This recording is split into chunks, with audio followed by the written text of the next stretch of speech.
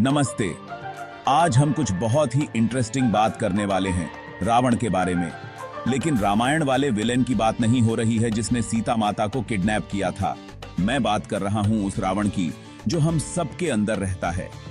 जी हां, हम सबके अंदर थोड़ा बहुत रावण है। हमारे नेगेटिव थॉट्स, बुरे इंपल्सेस और बुरी आदतों की तरह। अच्छी बात यह है कि जैसे भगवान राम ने रावण को हराया था, वैसे ही हम भी अपने अंदर के रावण को हरा सकते हैं। अगले कुछ मिनट्स मेरे साथ बने रहिए और इस जर्नी को एक्सप्लोर करते हैं साथ मिलकर। तो शुरू करते हैं रावण से ही। वो सिर्फ एक इविल डीमन नहीं था। दरअसल रावण एक बहुत बड़ा स्कॉलर था, वेदों का ज्ञानी और भगवान शिव का परम भक्त। लेकिन यहां एक ट्विस्ट है। उसके 10 सर उसकी स्ट्रेंथ्स और फ्लॉज दोनों को दर्शाते हैं। बुद्धिमानी, ताकत और करेज, ये सब उसके पास था। लेकिन इन वर्च्यूज के साथ उसमें ईगो, लस्ट, एंगर और ग्रीड भी कूट कूट कर भरी थी, जिसकी वजह से उसका अंत हुआ। ये 10 सर अच्छाई और बुराई के बीच के स्ट्रगल को दिखाते हैं जो हम इंसानों में भी होता है। और आप जानते हैं क्या, हम सब रोज इसी स्ट्रगल से गुजरते हैं। जरा सोचिए, कितनी बार हम गुस्से या जलन को खुद पर हावी होने देते हैं या ईगो की वजह से सॉरी नहीं बोल पाते। रावण का हर एक सर एक वाइस की तरह है। आइए जल्दी से देखते हैं। पहला, ईगो, मैं हमेशा सही होता हूं। दूसरा, लस्ट, डिजायर्स का कभी न खत्म होने वाला पीछा। तीसरा, ग्रीड, जो है उससे कभी संतुष्ट नहीं होना। चौथा, एंगर, जब चीजें हमारे हिसाब से नहीं होती तो आपा खो बैठना। पांचवा, अटैचमेंट, लोगों या चीजों को छोड़ न पाना। छठा, प्राइड, ओवर कॉन्फिडेंस, जो हमें अंधा बना देता है। सातवां, फियर, डर की वजह से ग्रो न कर पाना। आठवां, जेलसी, दूसरों की सक्सेस से जलना। नौवां, इग्नोरेंस, सच जानते हुए भी उसे नजरअंदाज करना। 10वां, डिल्यूजन, इल्यूजन्स में जीना, रियलिटी से दूर। ये सब हमारे अंदर ही रहते हैं, बस लाइफ में मुश्किल आते ही बाहर आने के लिए तैयार। और इन इनर डीमंस को हराना लाइफ भर चलने वाली बैटल है।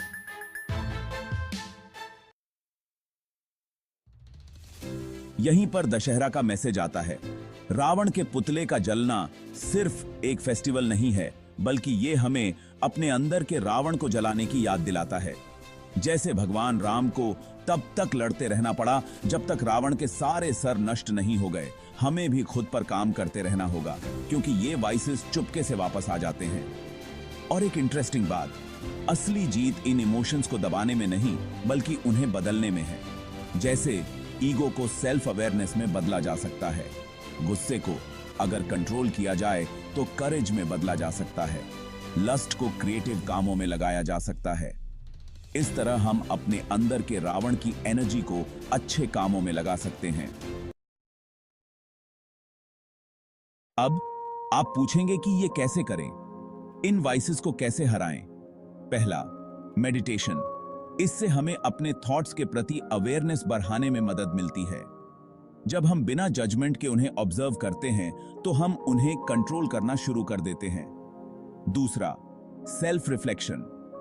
हर रोज थोड़ा समय अपने एक्शंस के बारे में रिफ्लेक्ट करने में बिताएं। कहां आपने गुस्से या ईगो को हावी होने दिया।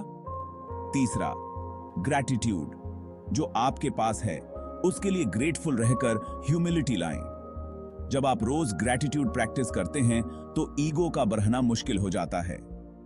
चौथा, लर्निंग फ्रॉम स्क्रिप्चर्स। रामायण और भगवद गीता जैसे ग्रंथ हमें सेल्फ मास्टरी के प्रैक्टिकल लेसन्स देते हैं। हर बार जब आप अवेयरनेस और डिसिप्लिन प्रैक्टिस करते हैं तो आप अपने अंदर के रावण का एक सर काट देते हैं। तो बात यह है कि हम सब राम और रावण दोनों हैं। जिंदगी हमारे हायर सेल्फ और हमारे वाइसेस के बीच की एक कंटिन्यूअस बैटल है। लेकिन असली ब्यूटी तो इस स्ट्रगल में ही है। हर बार जब हम ईगो की जगह ह्यूमिलिटी, गुस्से की जगह काइंडनेस और डिजायर की जगह सेल्फ डिसिप्लिन चुनते हैं, तो हम अपने बेस्ट सेल्व्स बनने के और करीब पहुंच जाते हैं। तो क्या कहते हैं आप? क्या आप अपने अंदर के रावण को हराने और राम की तरह विक्टोरियस होने के लिए तैयार हैं? चलिए इस रास्ते पर साथ चलते हैं, एक एक कदम उठाते हुए। अगर आपको यह मैसेज इंस्पायरिंग लगा तो लाइक बटन दबाएं, किसी ऐसे इंसान के साथ शेयर करें जिसे ये सुनने की जरूरत है, और ऐसे ही इनसाइट्स के लिए सब्सक्राइब करना न भूलें। अगली बार तक मजबूत रहिए, हम्बल रहिए और अपने अंदर के रावण को जलाते रहिए।